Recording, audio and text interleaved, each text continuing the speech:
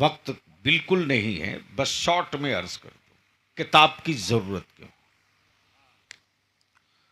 4 किताबें तो आ चुकी थी अल्लामा कमरुद्दीन साहब, 5वीं की जरूरत क्यों? मोहब्बत से बोलोगे तब बोलूंगा। 5वीं की जरूरत क्यों? और जब ये किताब आ गई तब रब ने खुद फरमाया, अलियौम अकमलतु लकुम दीनकुम व अतममतु अलैकुम नेमती। दीन मुकम्मल, शरीयत फाइनल। जिसे हराम होना था हो चुका, जिसे हलाल होना था हो चुका। अब न कोई मौलवी और मुल्ला, किसी को यह पावर इख्तियार नहीं कि हराम को हलाल कर दे। किसी पीर किसी फकीर की औकात नहीं कि हराम को कोई हलाल कर दे या हलाल को कोई हराम कर दे। अब तवज्जो चाहिए।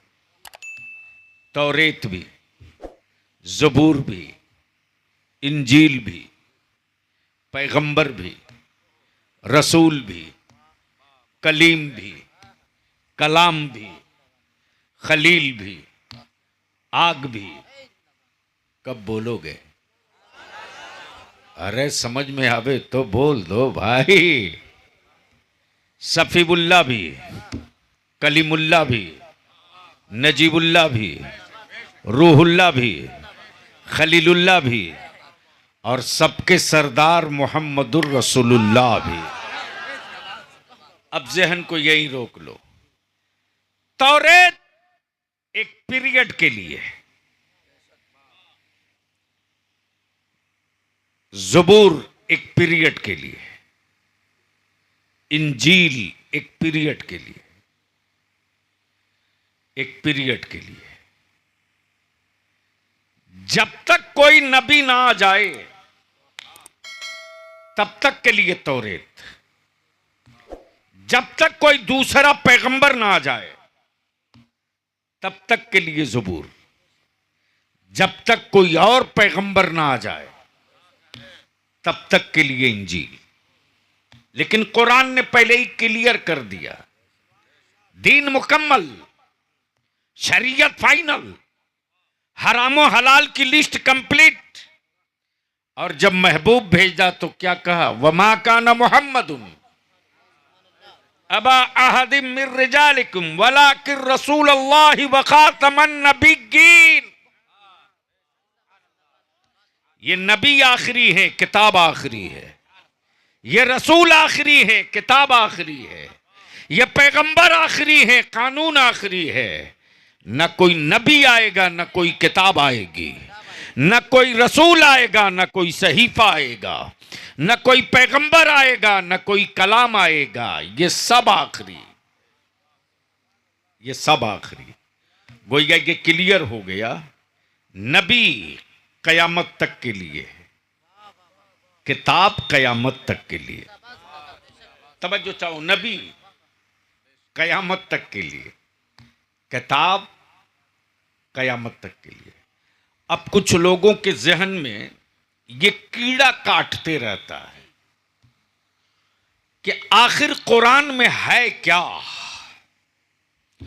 अब बलियाबी आपके इस मिंबर से पूरी दुनिया को यह पैगाम दे रहा है, कुरान सिर्फ मुसलमान के लिए नहीं आया है, अल्लाह का कलाम सिर्फ मुसलमान के लिए नहीं है, इस्लाम सिर्फ मुसलमान के लिए नहीं है, मुस्तफ़ा की शरीयत सिर्फ मुसलमान के लिए नहीं है, बल्कि अल्लाह का कलाम सारी इंसानियत के लिए है।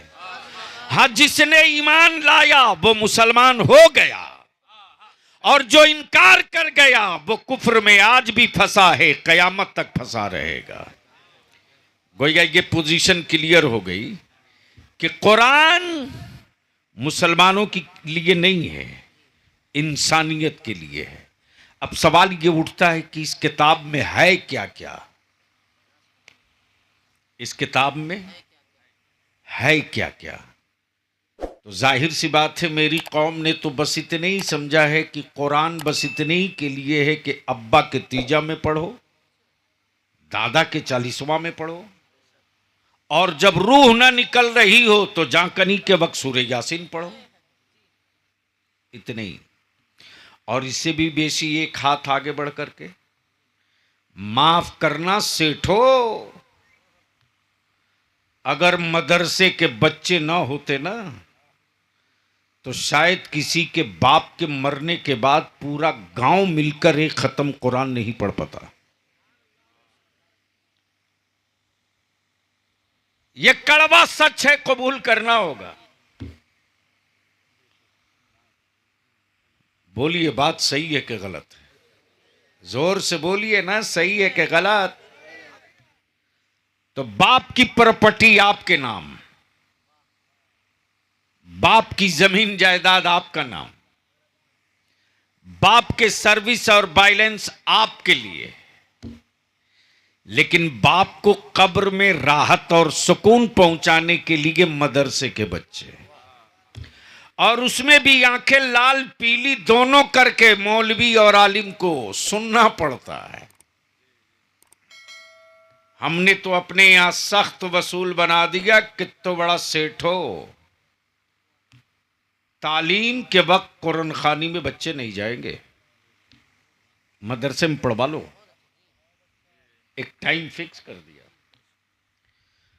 और आपको भी मदद करनी चाहिए, मदद करनी चाहिए। लेकिन आज के मर्दों से कहीं ज्यादा बेहतर आज भी मेरी कौम की मां बहन बेटी है। एक मर्द से पूछ लीजिए कि रमजान में कै खत्म पड़े हो, तो शायद पूरे गांव में कोई एक मर्द मिल जाए और कह दे मैंने एक खत्म पूरा कर लिया। बोलो ना, सही है कि गलत है? अरे जोर से बोलो ना, क्यों शर्म आ रही है? जुर्म कियो हो तो कबूल करो। जबकि मर्द को न इफ्तारी बनानी है, न सहरी बनानी है, न बर्तन धोना है, न झाड़ू पोछा करना है, न बच्चे खिलाने हैं। बहुत ताव दिया तो जा करके बाजार से इफ्तार का फल लेके चला आया। बोलो सही बोल रहा हूं कि गलत? अरे जोर से बोलो, सही बोल रहा हूं कि गलत? लेकिन ये मेरी मां बहन बेटियां सारा काम करने के बावजूद, सारा काम करने के बावजूद कम से कम 2 खत्म कुरान शरीफ तो एक रमजान में कर ही लेती है।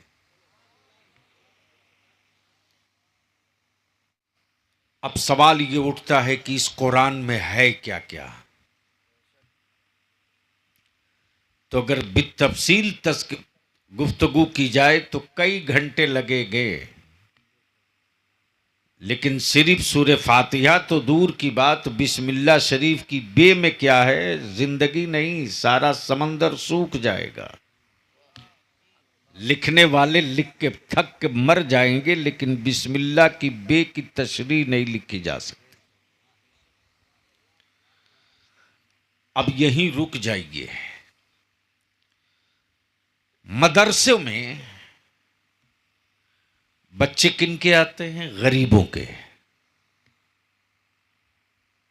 मजदूरों के।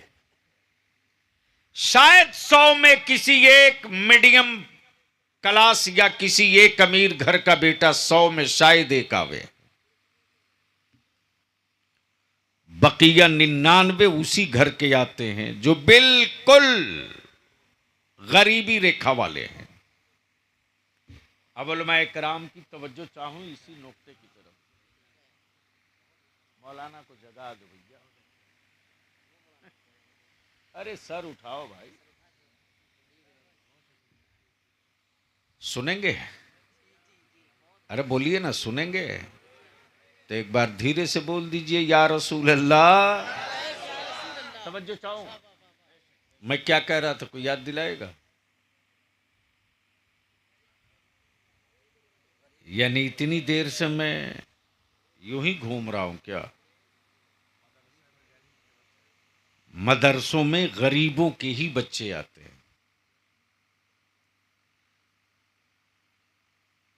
हाँ, ये ठीक है, ये भी मैं मानता हूं कि जिनके बेटे के हाथ में अपाची है, 50,000 का मोबाइल है, 5,000 का जूता है,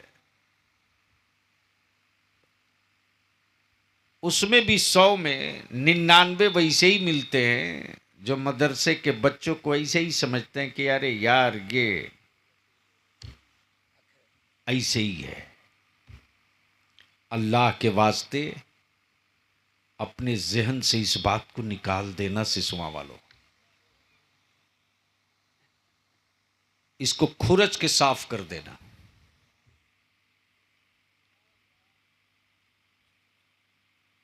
और देखनी है ना तो आंख फाड़ के मुबारकपुर को देख लेना।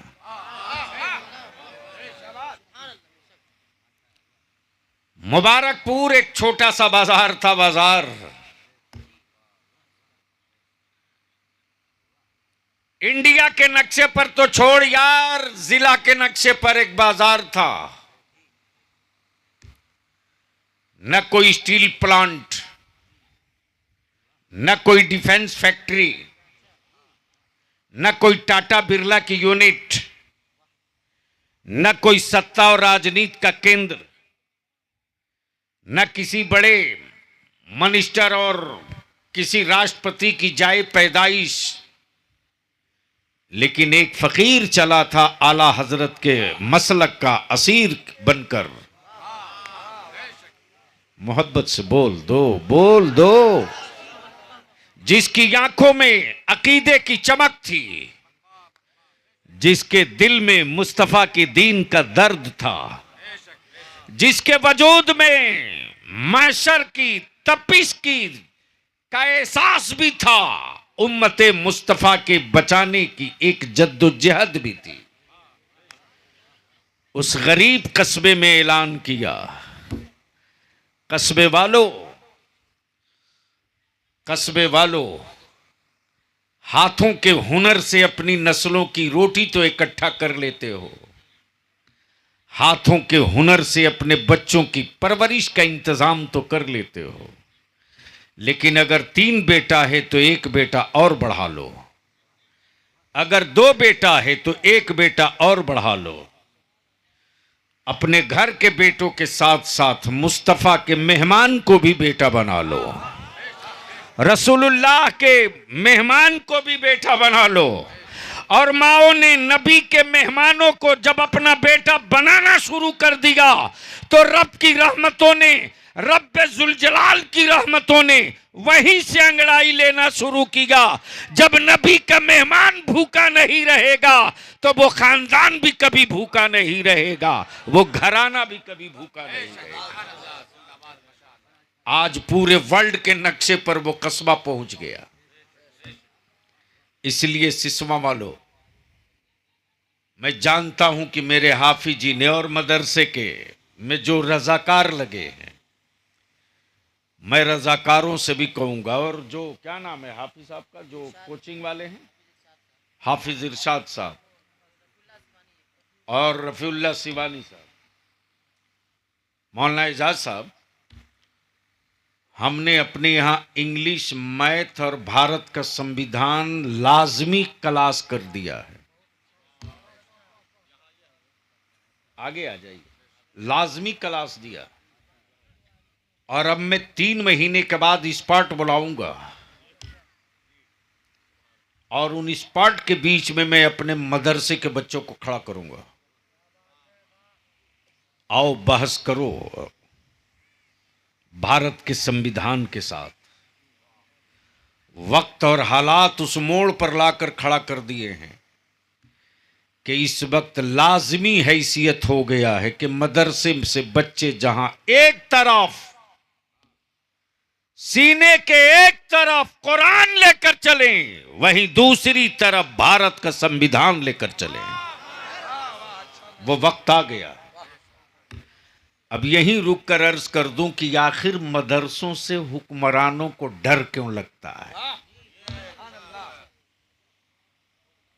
मौलाना कमरुद्दीन साहब, मौलाना इस्माइल साहब, जबकि मालूम है आईबी को, इंटेलिजेंस को, सीबीआई को, होम डिपार्टमेंट को, ईडी को, सबको पता है कि ये चलता है ज़कात के पैसे से, खाते हैं फितरे के पैसे से, जिंदा है सदके के पैसे से, बनता है मुसलमानों के पैसे से, हुकूमत की कोई चवन्नी नहीं लगी। फिर मदरसों से डर क्यों लगता है? बस यही बात पूरी कर दूं, गुफ्तगू मुकम्मल। सुनोगे तो बोलना पड़ेगा। अरे जोर से बोल दो, डरो मत। तो आओ जरा पीछे की तारीख पढ़ो। मदरसों से डर क्यों लगता है? मदरसों से डर क्यों लगता है? मालूम है जो पढ़ रहा है वो गरीब है, जो पढ़ रहा है वो मिस्कीन है, जो पढ़ रहा है वो ज़कात फितरी खैरात पर है, फिर भी डर लगता है। तब तुम्हारे बलियावी ने एक जुमला कहा था आज से 4 साल पहले, तो पूरे मुल्क में शैतानी खोपड़ी में आग लग गई थी। मैंने यही एक जुमला कह दिया था कि भारत की आज़ादी का झूमर उस वक्त तक नजर नहीं आया था जब तक मदरसे की चटाई पर बैठने वाले अल्लामा फजल हक खैराबादी ने अंग्रेजों के खिलाफ जिहाद का फतवा नहीं दिया था। उसी के बाद एक नई जिंदगी आई है आजादी की जंग में। डर क्यों लगता है? तो याद करो, आज जो फलस्तीन की तस्वीर है, यही तस्वीर 1000 साल पहले थी। और यहूदियों ने यह तय कर लिया था कि अब हमें कौन हटाएगा। लेकिन बलियावी कहता है, Saudi, Dubai, Kuwait, Qatar, Abu Dhabi, Dammam रहने वालों, अब भी समझने के लिए कुछ बाकी रह गया है। काबे की कमाई खाने वाले अरब के शाह एक लफ्ज न बोल सके बैतुल मुकद्दस की आजादी के लिए, लेकिन भारत का गरीब सुन्नी मुसलमान हर रोज अमेरिका को ललकार कर कह रहा है, तेरे कलेजे में दम है तो थोड़ी सी चादर खसका के देख, हम करबला भी जीतना जानते हैं, बैतुल मुकद्दस भी जीतना जानते हैं।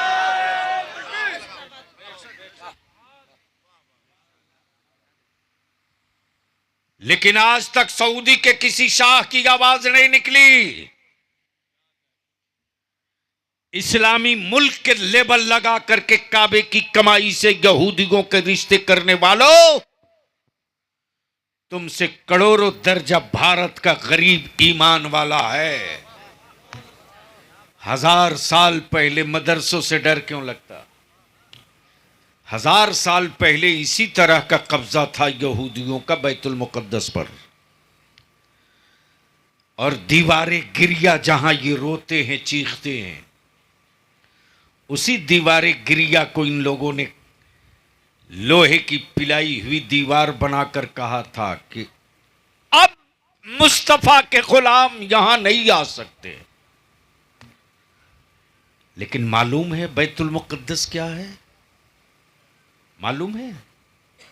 अरे बोलो ना, नहीं मालूम है?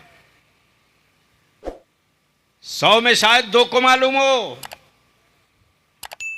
ये वही बैतुल मुकद्दस है जो पूरी दुनिया के ईमान वालों का क़िबले ऊला है। और ये वही बैतुल मुकद्दस है जो शबे मेराज की रात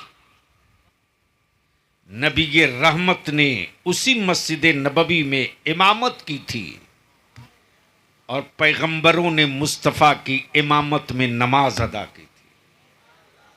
अब तवज्जो चाहूं, जिसका इंतकाल बहुत पहले हो गया हो, साल 200-400 साल पहले नहीं, 40 दिन नहीं, 4 घंटा पहले जिसकी कब्र बनी हो,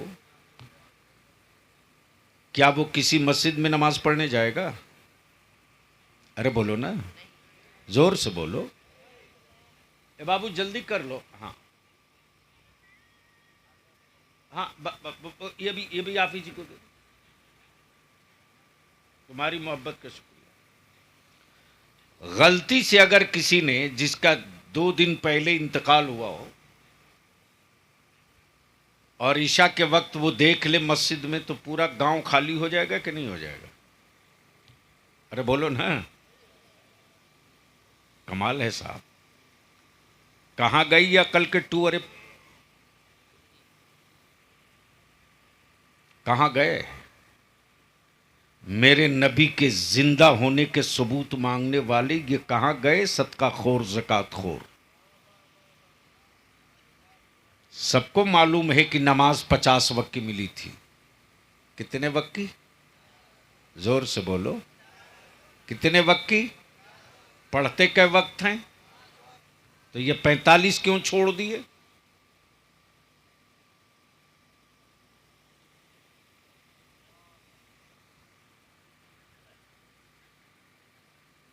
तो उन मौलवियों से भी पूछो कि जब सैयदना मूसा कलीमुल्लाह माज़अल्लाह मर चुके थे, तो फिर ये चौथे आसमान पर इंतजार करते किसका रहे? और एक बार नहीं, 9 बार, एक बार नहीं 9 बार। यही है ना कि जब सैयदना मूसा कलीमुल्लाह से मुलाकात हुई तो कलीमुल्लाह ने अर्ज की, या रसूल अल्लाह, रब ने आपको क्या अता किया है? तो आका करीम ने क्या फरमाया? मेरी उम्मत को 50 वक्त की नमाज दिया है। यही है ना। सैयदना मूसा कलीमुल्लाह ने क्या कहा? या रसूल अल्लाह, आपकी उम्मत बड़ी कमजोर है, कम कराइए। अब मैं भी सोचते रहा अरशद बाबू, पढ़नी थी नमाज मुस्तफा की उम्मत को। सैयदना मूसा कलीमुल्लाह को इसमें क्या इंटरेस्ट था कि कम कराइए? उनका क्या मफाद इसमें था?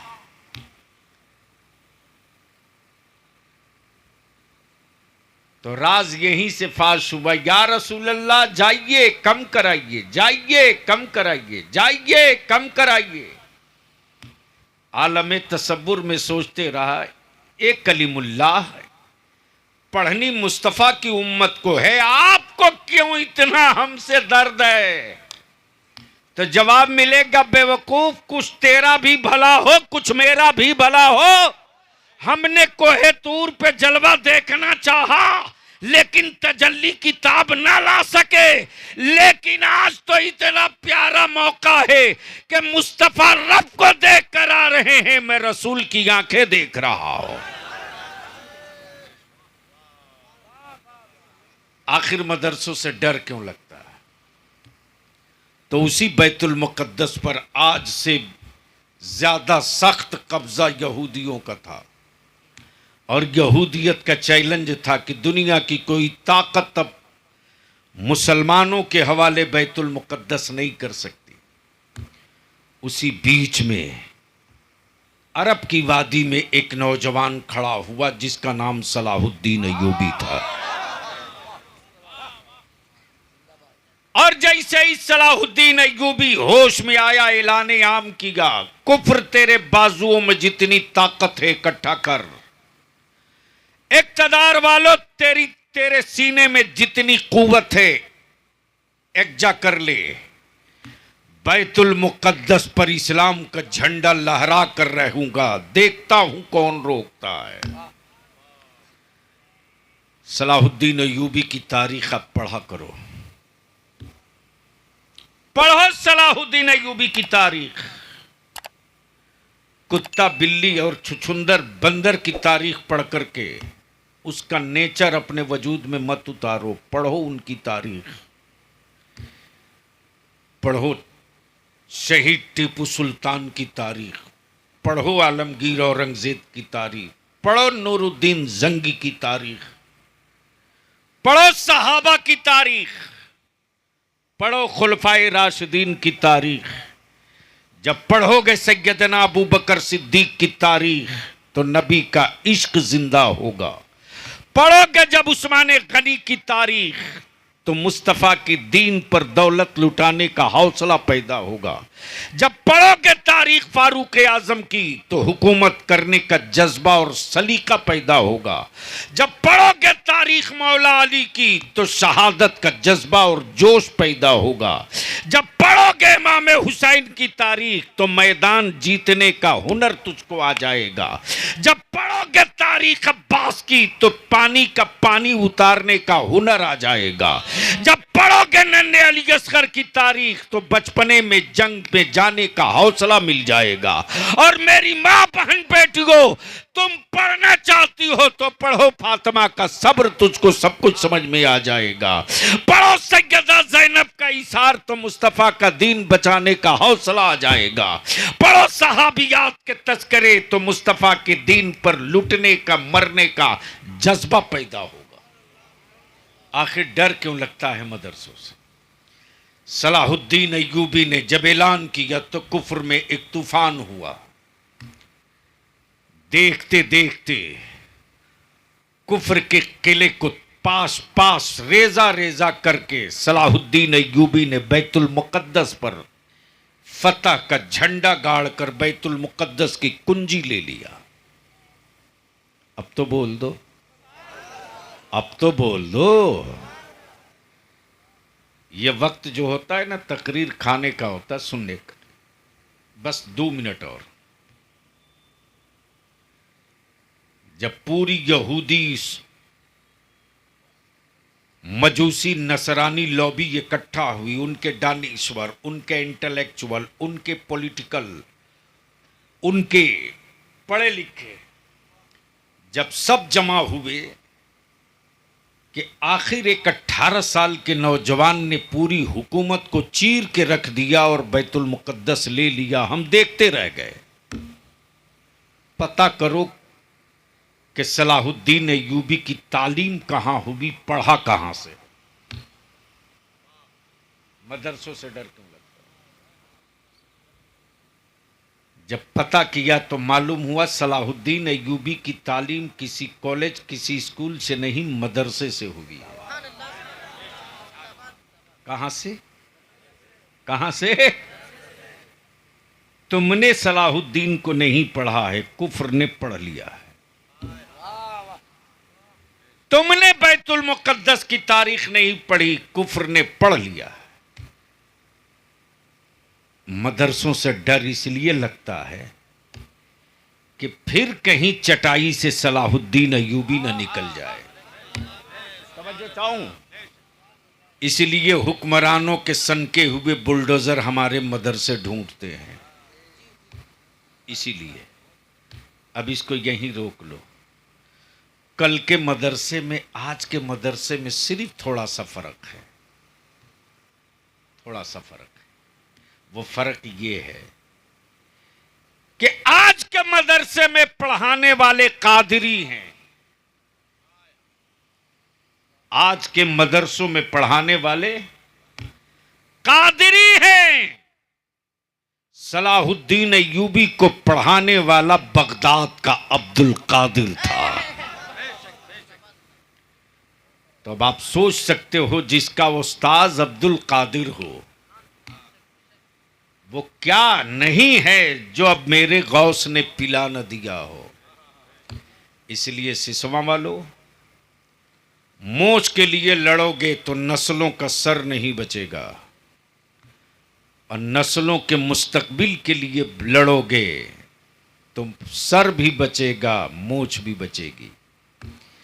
तुम्हारे जिस्म पर खराश आवे मरहम लगा लेना, शिकवा मत करना, लेकिन इस मिशन को कभी टूटने मत देना, कमजोर मत होने देना। जमीन और जायदाद के लिए आस्तीन चढ़ाते हो, इसे बंद करो। अपनी नस्लों के लिए एक बेहतर वैकल्पिक व्यवस्था करो। और मेरी माँ बहन बेटियां आई हैं, मैं माँ बहन बेटियों से भी कहूँगा, ये तावीज़ ओवीज़ की दुकानें जो खुली हैं इसको बंद करो। हाँ, सीधी बात है। इधर तो देखिए पूरी वैकेंसी चल रही है मौलाना कमरुद्दीन साहब। हाँ, और एजेंट भी इतने खूबसूरत हैं तावीज बिचवाने वाले, मत पूछो साहब। इन माफियाओं की दुकान बंद करने का एक बेहतर रास्ता है, मैं पूरे चैलेंज से बोल रहा हूं। मेरी मां बहन बेटी आई हो, इस जलसे से सिर्फ एक पैगाम लेके जाओ मेरा। तुम्हारा बेटा हो कि तुम्हारी बेटी हो कि तुम्हारा पोता हो कि तुम्हारा नवासा हो, मां हो तो बेटियों को वसीयत करो, सास हो तो बहू को ताकीद करो, शौहर हो तो अपनी बीवी को समझा दो। देख मेरा बेटा पैदा हो या बेटी पैदा हो और तुम किसी काम में हो, मेरी औलाद को भूख लगी हो, वो चीख रही हो, चीखने देना, रोने देना। जिंदगी रब ने दी होगी तो मरेगा नहीं, रोने देना।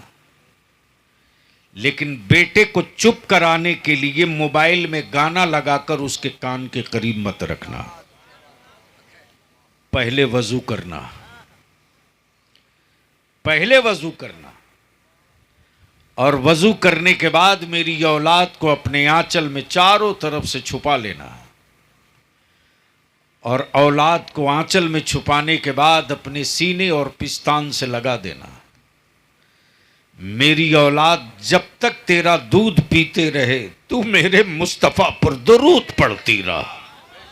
अगर मौत तुमने अपने बेटा और बेटी को दुरूद पढ़कर दूध पिला दिया तो यह चैलेंज है मेरा, किसी जादूगर किसी साहिर की औकात नहीं है कि वो दूध, जिन बच्चों को दूध दुरूद पढ़कर दूध पिला दिया गया हो उस पर किसी डाइन, किसी साहिर, किसी जादूगर का असर हो जाए, बल्कि जिस बच्चे ने दूध दरूद पढ़ करके पिया हो, दरूद की सदाएं सुन करके जिस बच्चे ने दूध पिया हो, अगर वो पानी पर जवानी में दम कर देगा तो जिसको पिला दिया जाएगा उसका भी सहर खत्म होगा, उसका भी जादू खत्म।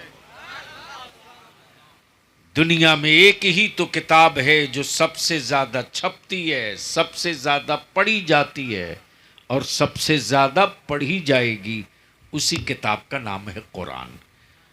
फिर कभी इंशाअल्लाह, अल्हम्दुलिल्लाह जलसा आपने अच्छा कराया, लेकिन जितने मेहमान बुलाए थे वो एक रात के जलसे का काम नहीं था, कम से कम 2 रात करना चाहिए था। लेकिन हिम्मत नहीं हारनी चाहिए, हिम्मत बुलंद रखनी चाहिए, और काम करने वाले को बर्दाश्त करने का मादा और पित्ता होना चाहिए। हम तो इन दिनों बिल्कुल जब ठान लिए हैं तो कौन क्या कहता हमको कुछ सुनाइए नहीं देता है, हमें करना क्या है सिर्फ वो दिखाई देता है। इंशाअल्लाह आने वाले दिनों में हर गांव तक मैं पहुंचने की कोशिश कर रहा हूं, जो जलसे के जरिए नहीं, गांव में मीटिंग के जरिए आधा घंटा, 20 मिनट, 25 मिनट पहले खबर करके, इसलिए कि अब हमें शहरों की रौनक, मेरी नस्लों का वक़ार नहीं लौटाने वाला, गांव का इत्तेहाद हमारे मुल्क का निज़ाम बदलने वाला है। वाखिर दावाना अनिल हम्दुलिल्लाहि रब्बिल आलमीन।